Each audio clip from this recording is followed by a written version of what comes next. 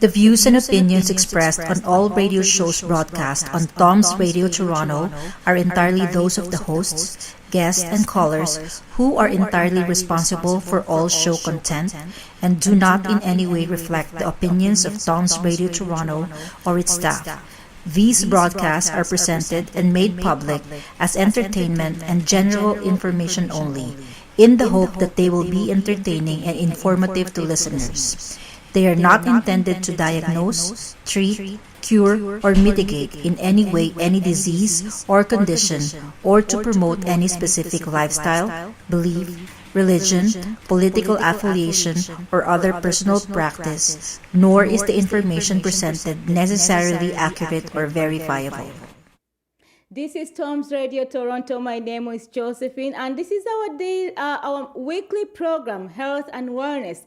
Today, I have wonderful guests with me, very special ladies. I respect them. I have Lillian here in the studio live in Toronto. Lillian, say hi to our viewers. Hello. So yeah, and then we have our special guest from US, Sharon. Sharon, can you hear us? I can. Yeah, can you put your camera on so that we see you there and say hi to our viewers? Yay, that is Sharon from US. Which state are you? UK. UK, wow. Okay. So, which part of UK are you? Near Manchester. Manchester, okay. So Thank you so much to join us on our studio. And we are live now. People are watching us. So, before we go ahead, Sharon, I'm going to start with Lillian here. Lillian, I want to know, Lillian, last 2 weeks we were talking about homelessness and health and wellness. So I'm going to give you a spot here and tell us, what do you think these homeless people, are they receiving good health from our government system? The quick and simple answer is no, they're not. It would be a dramatic exception if I heard a story about a homeless people getting all the care that they need and that they should be entitled to. So what do you think? Do you think, I know you have this book of yours, I've been reading it in detail for several days now. And what do you think, what can be done exactly if these people are not receiving good health care? And already you said in your book, I read something that it's not their fault. It's not their fault. So what do you mean by that? What I meant was that being homeless or being ill, being in poverty, it's not a matter of fault. It's not like they chose it. Things happen, and they didn't have the resources or the support systems to get them to move beyond the bad things that were happening. And anybody can end up that way if you're not lucky. What do you mean if you're not lucky? Is it a problem of families? Is it the government? Try to explain to us, because we are trying to get the solution here. We have identified the problem of homelessness, and this is health and wellness. I know my friend Sharon also is going to tell us something about how health is affected with some problems which I've also read in your book about finances and everything. So tell us a little bit that when you say it, if you're not lucky, what do you mean by that sentence? Some people have a support system that's there for them no matter what. And so they get the help they need to get beyond the crisis. Not everyone has that, unfortunately. And so if you're sick, if you're broke, if you've been evicted, if you had an accident and lost your job and then the landlord kicks you out because you're behind in your rent, all of these things that happen, it's not like somebody chose them. They happen. And there's no system in place that people can call and say, I'm in trouble, can you give me a hand? It just doesn't exist. So that's the unfortunate part of it. And then I understand, according to how I read your book, you have been assisting some of this homelessness. I think one day we are going to talk about this in details. But I want to ask you because my friend Sharon is going to talk about financings, and she has a very good thing she's doing, very interesting. But I'm still wait. I'm going to put her on board. Can you tell us a little bit? Do you have an idea how these people, homelessnesses, are becoming broke? Why are they becoming broke?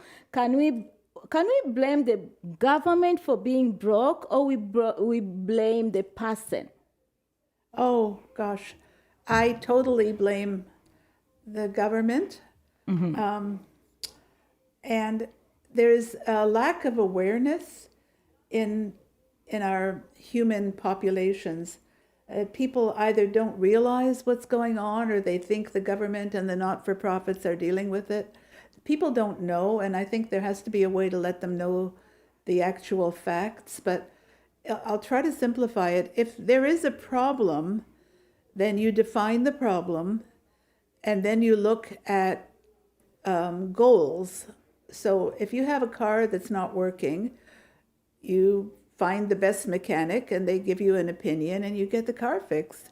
We have a system that does not respond to homeless people, and not the federal, not the provincial, and not the city. And so It doesn't respond to the homeless people. not at all. There's no goal. There's no goal whatsoever. They're building, condos. They're building roads. They're sending money all over the world to help this or that.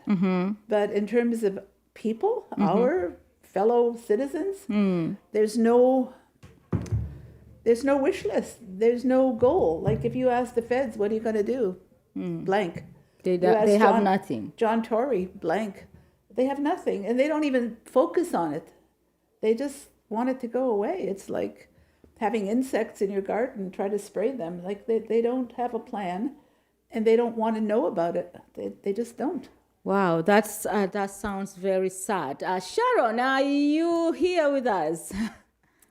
I am. I understand, Sharon, you are also a very good person when it comes to health and wellness. And I know that you are dealing with something, finances, which also you introduced it to me, and I'm really very happy with it, you know what. But anyway, I just want to tell us, who are you? Tell us, who are you? What are you doing? And maybe your life connecting to good health.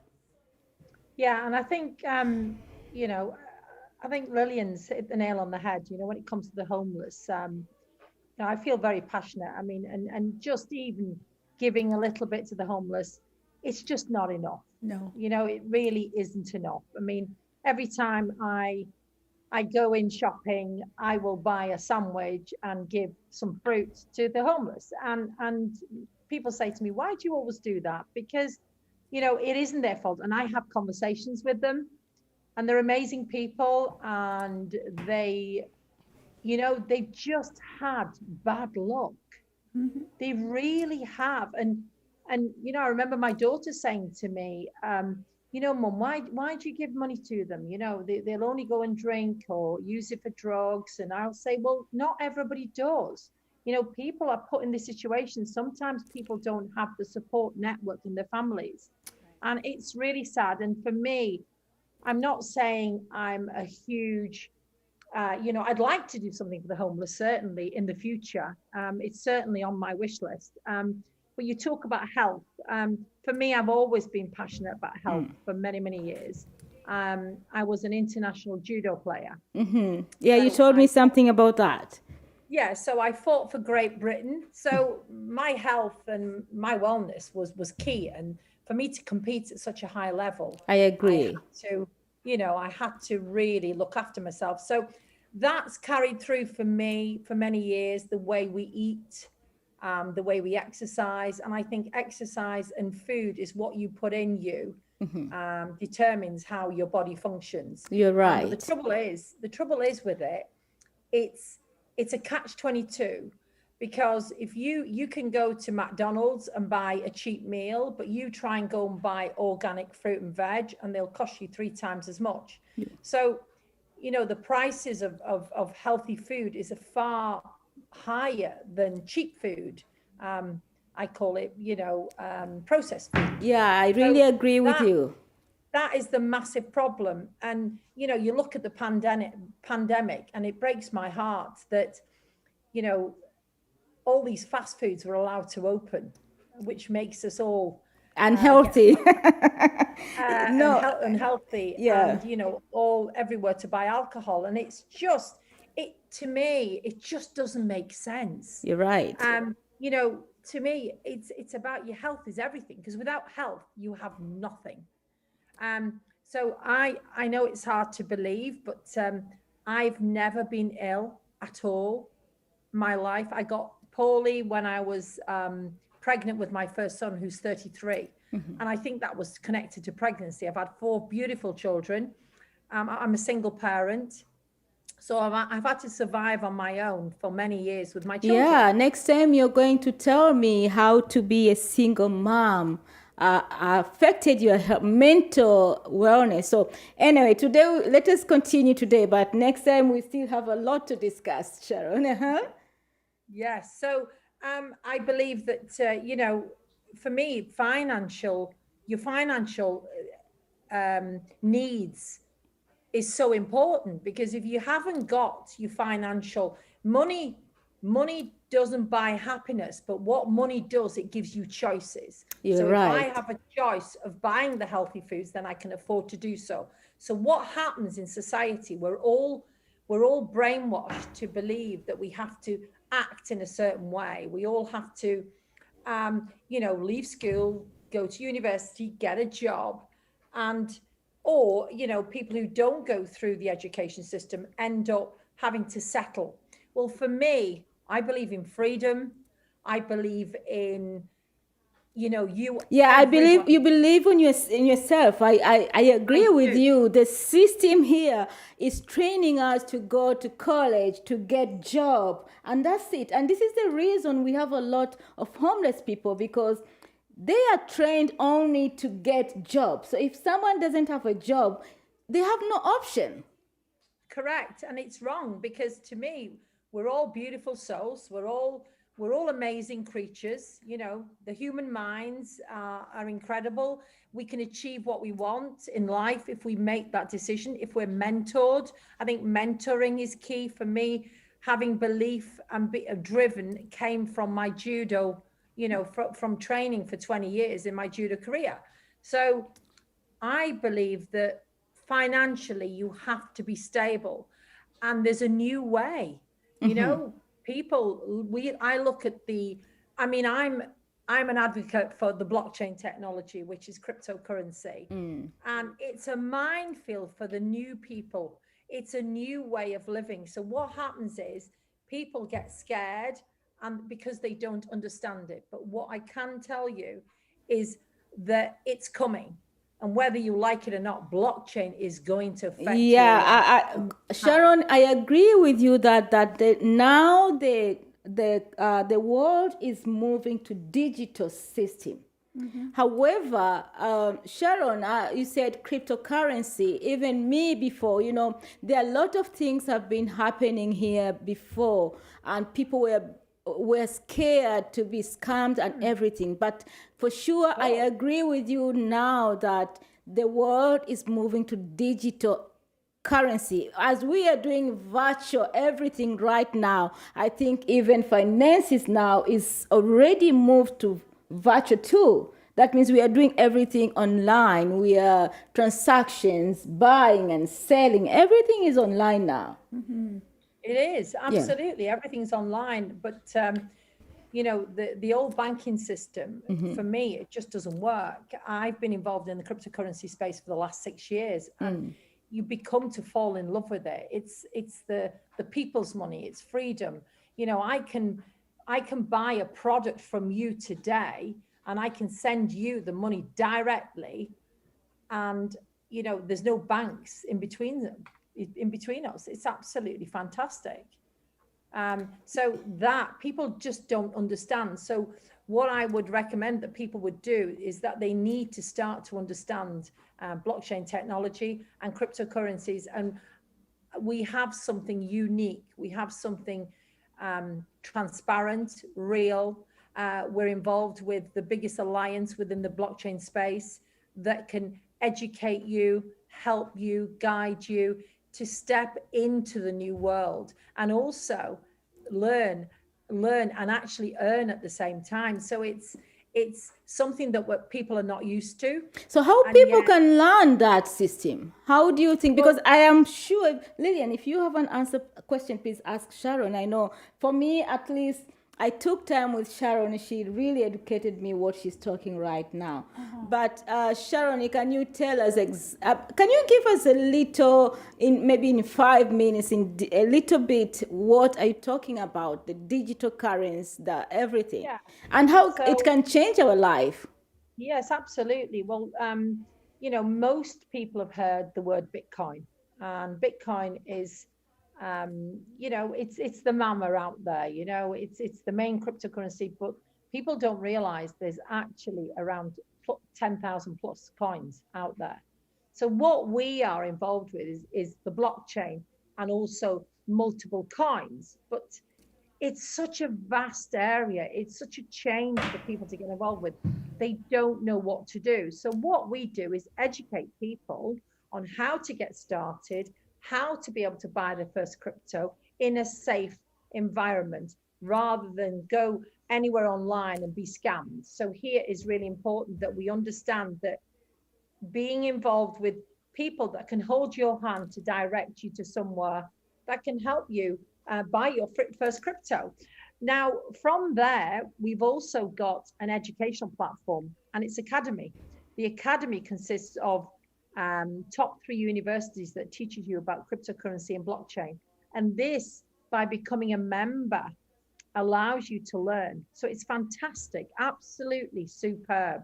So those people that have always thought about, I would love, many people I speak to say to me, oh, I'd love to get involved in the cryptocurrency. I've heard about that Bitcoin thing, but I just don't know where to start. Well, let me tell you, this is where you start. Why? Because it's transparent and it's real and it's safe, and it's a great place for you to come and earn and actually learn at the same time. So here, what we're doing is we're part of a very large community with thousands of people around the world enjoying the benefits of being educated and also earning and being rewarded on a daily basis. It's I actually think very exciting.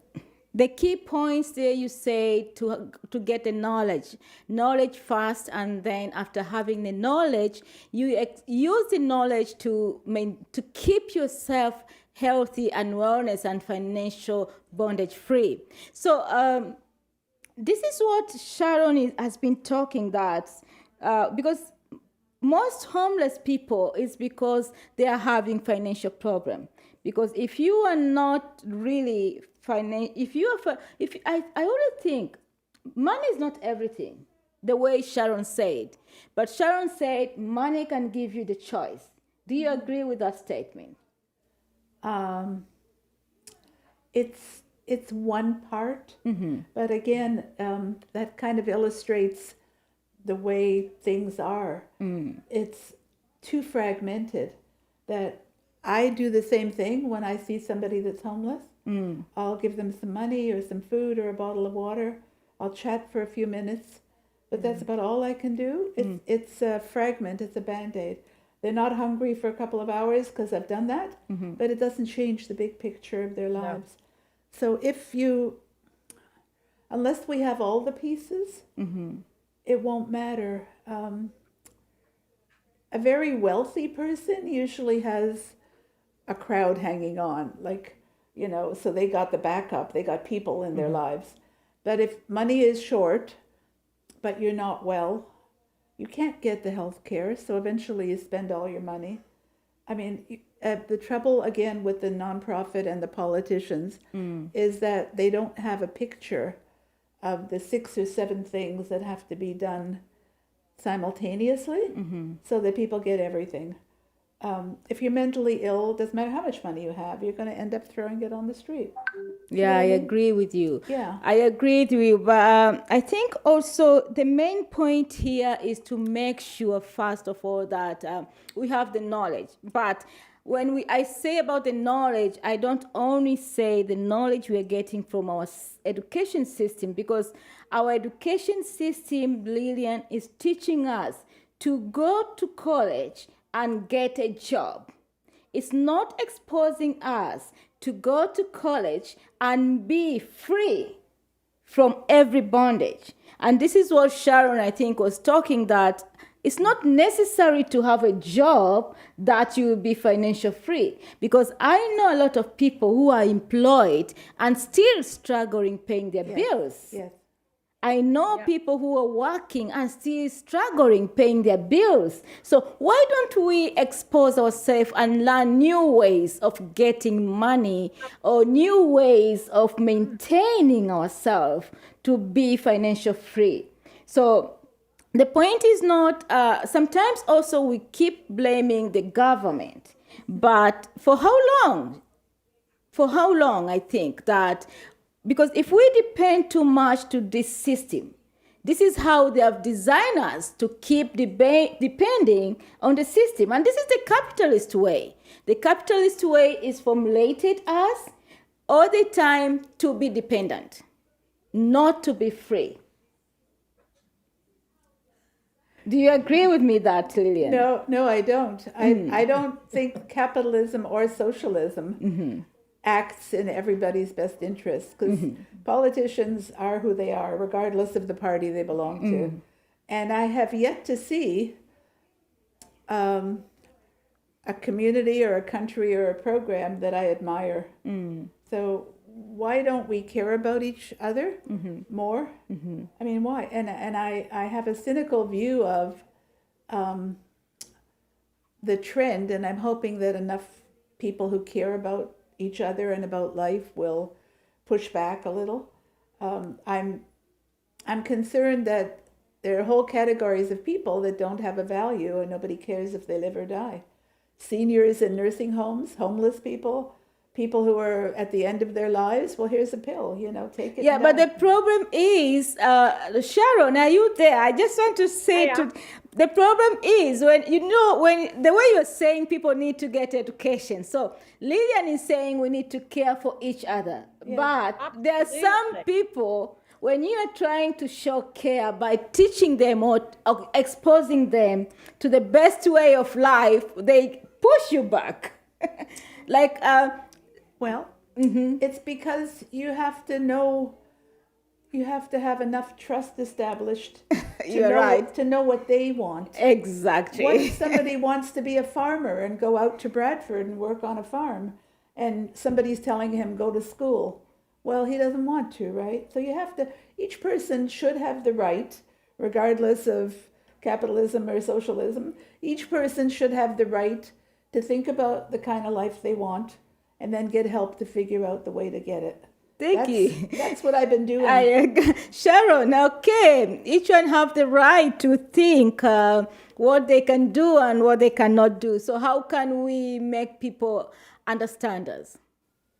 I agree with Lillian. People should have the rights. Mainstream, again, we will go back to the schooling system. Mainstream teaches everybody to do things a certain way. There's a lot of pressure on teachers now. It's all about grades. The kids have got to get the grades. Now teaching is not even as enjoyable for teachers as it was many years ago. I agree. There's pressure. It's all about targets, this and targets that. That means pressure on teachers, pressure on children. Mental health is a massive issue. I'm not an expert in this field, but you can see it happening. 100%. I agree with you. See it happening. And, for me, I'm an advocate for being happy. Yes. Okay. I'm an advocate for being kind. I'm an advocate for not following the system. Okay. I'm not saying I do things illegally, but I don't like to follow the trends. I believe in being kind to people. And, if you're kind to people, that kindness will come back to you tenfold. And I think, kids get things so easy these days, the online world, they live in their phones and They don't play out as much. So the whole system is gone wrong, in my opinion. But what I will say is wellness is key for everybody. Yes. I think that personally, this is my belief. I'm from the judo background, okay? And let me tell you, I've taught thousands of children, not hundreds, thousands. And every child I touched their lives with judo became disciplined and more focused on life because of discipline. So why aren't the schools bringing in more sports in schools as part of the curriculum? Because maybe they don't want to do judo, maybe they'll do ping pong, maybe they'll go and do basketball, anything. There should be more sports in the schools. No, instead they give you an hour a week, of sports when they're doing 35 hours. Oh no, it's ridiculous. I'm sorry.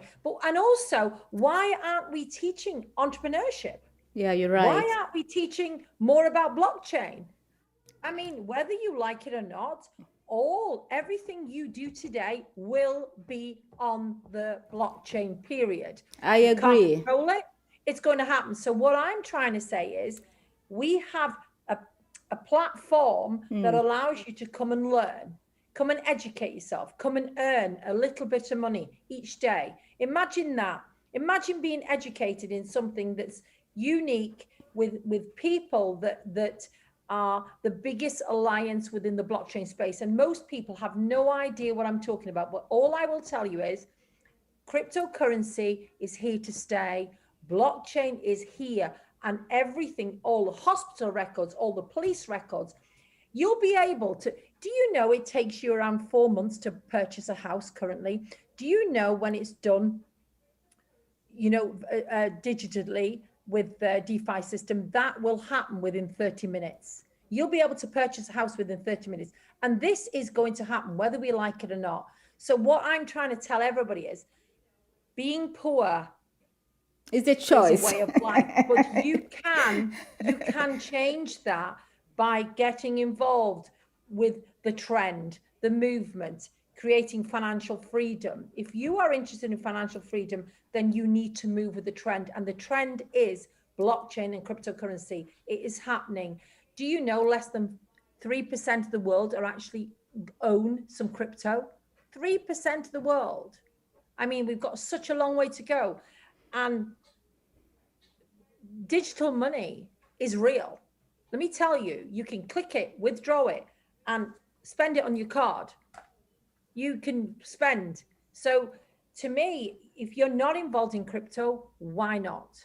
Because let me tell you, this is where the trend is. And over the next 10 years, multi-millionaires and billionaires will be created from this trend. And this is not through greed. This is through knowledge and people willing to step through the door of new technology. How many times do you hear people saying, I wish I'd have bought them shares when I was offered them with Apple or Facebook? People thought, it won't take off. Let me tell you, crypto is here to stay. I don't hold my money in the bank. Isn't that hard to believe? Do you know where my wealth is? In my crypto wallets. All safe. Only I have access to them, nobody else. So for me, it's an exciting space. It is life-changing. If you are sat at home today and you're thinking to yourself, oh my goodness me, I'm not sure whether my job's safe next week or next month. If you are struggling to pay your bills at the end of the month, if you are thinking to yourself, I need a new career, well, let me tell you, this is something that you certainly need to look at, because I am working with a community that's changing not 10 or 20 people's lives, not 100. I'm talking thousands of people. So, and we're all very happy. We've all got smiley faces, and it's lovely to be working with other entrepreneurs worldwide. This is global. Rillian, I've already started to feel that happiness, because I know I talked to you on the certain last few weeks, and for sure I can see something coming up, and I really feel it. But one thing I need to agree with you, that whether people they like it or not, we are going for digital currency. This is how things are moving and this is how things are going. That one, I don't need university degree to understand it, that we are moving there. Because you talked about purchasing a house. It takes 4 months to close the deal. 4 months when you're purchasing a home at this time. A lot of stuff going on, but everything is digital. They are sending you digital doc, they are sending you everything. That means if people have money, because what delays there is the mortgage. And why mortgage? Because money is locked up somewhere. But if people have money in the wallet whereby they can transfer immediately, whereby they don't need to get the mortgage in place, already they have. That's what Lillian is explaining, that things are going to happen in 30 minutes. And I really believe that, because I think I'm going to give you Lillian's contact and she can talk to you more about what she's saying. Absolutely. Yeah, no, I talked to her. I really talked to her. Lillian, are you still there? Sharon, are you still there with us? I think I'm going to give Lillian your contact so that she understands exactly what language you're talking about. Do you know, it's incredible because we've recently shared this platform with a 19-year-old that's we find in the youngsters are not really grasping it as much as the older generation, and that's what really shocks me. And yet one of my members who's now able, his wife has got Parkinson's and he's a full-time carer, and by sharing this platform with him, educating him and helping and guiding me, he is now able to live a fruitful life after a few months being involved here. And that gives me great joy. 78 years old. How incredible is that? And you might think, why the older generation? I'll tell you why the older generation get it. I'll tell you why, because youngsters are born with mobile phones in their hands. We remember the world without mobile phones. We remember the world without being online. So we understand what's happening with blockchain technology, and we understand that it's going to transform the whole world. And yet, because blockchain is Internet 2.0, whether you like it or not, and the youngsters, they don't understand that because they've never really been without the internet, so they don't remember life without it. But there are few youngsters coming through and studying the blockchain and absolutely totally blown away who we're involved with here. So it's very, very exciting times. Thank you so much, Sharon, for your time, and thank you for joining us. Our time is running so fast. So Lillian, Sharon spoke something that our education system is not giving us enough time to train our kids either entrepreneurship or the skill they need, whereby if they go out, they can be independent.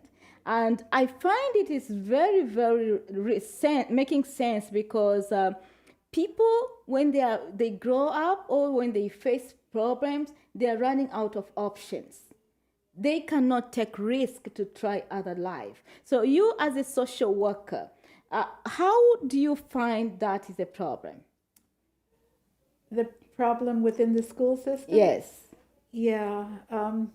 It's bothered me for quite a while now. The choice of subjects and curriculum. Thinking back, I didn't love the teachers that I had necessarily over the years, but the curriculum and the format were so different. You actually learned things that you wouldn't know otherwise. There was sports and phys ed and music and lots of classes, English, science, math. You know, it was like a junior university. And now it's different. I have a granddaughter who almost finished high school, and when I look at the subjects they're teaching, I'm like, oh my God. And when I keep bugging her to wash her hands before she eats or after she's used the washroom, she makes fun of me. And like, wash your fruit before you eat it. Why should I? I said, do you know who picked it and how they were handling it? And she kind of looked like this was new information. And this is what Sharon also said, that young generation cannot grab what is done today with this stuff, because you need to make stuff understand how things are moving 1 to 3, because they spend much of the time over the phone, and these phones I'm not sure if they are really getting enough knowledge and education for that. So I think there is a very big problem right now. Yes. So when you are talking of homelessness, it combines a lot of things. It combines the education system, it combines the health system, it combines the community or the society. So it's a big and huge problem. That's right. And everybody has to own a piece of it. So how do we own the piece of it? How do we? Well, that's what I've been trying to figure out for. And I think that's where Sharon comes in. Sharon, are you still there? I think I was talking to Lillian that when we talk about homelessness, when we talk about issues today, it's a combination of so many stuff. It's a combination of government systems. It's a combination of health system, policies, school system, and everything. But then how can we come out from this?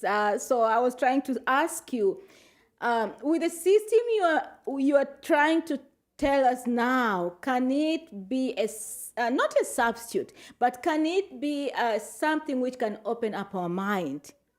Absolutely. And I believe that this is where the care from the people comes. I've got people now creating charities, guiding charities with educating them, and setting up memberships for them so they can start to earn and learn at the same time. Also, you can pay it in kind, pay it forward, which is brilliant. I think when people are struggling, it's about giving them a hand up, reaching your hand out and saying, look, I'm going to help you. So this is something that we can do as a member of the community. This is what we can do. We're not a charity, we're a system, a platform that educates us entrepreneurship, educates us about blockchain, cryptocurrency, allows us to understand how to open a wallet, how to keep your money safe, how to show others how to create financial freedom. So it covers everything. There's so much here for everybody, whether you're 18 or whether you're 98. I believe our oldest member is 98 years old. Wow. That's cool. That's great to hear. Wonderful. Yeah. So anyway, our time is running out. Every time we're on the studio, I feel the time is too. Yes, it goes fast. Yeah, time goes very fast. We really wanted to hear more. But Sharon, I hope next time when we ask you, you're going to join us, huh? Absolutely. No problem at all. It's been a pleasure. And Lillian, it's a pleasure meeting you. And you as well. I've really enjoyed it. Yeah, and me too. And I think it's lovely when you hear people being very concerned about the homeless, because it is dear to me. It's not something, I always try and do my little bit, Lillian. So I hope, remember, not everybody, people do care. And I am one of the ones that puts the trolley in and gives the pound to the homeless guy. And it's weird because when I go to different shopping centers, they kind of recognize me and think, oh, she'll give me something. Wow. Yes. I've stopped in the side of the road and given away, and I do like to give my bit. And I believe in the more you give, the more you'll receive. And that's just a way of life. That's what I believe in. And that's my philosophy anyway. So it's been an absolute pleasure. And thank you very much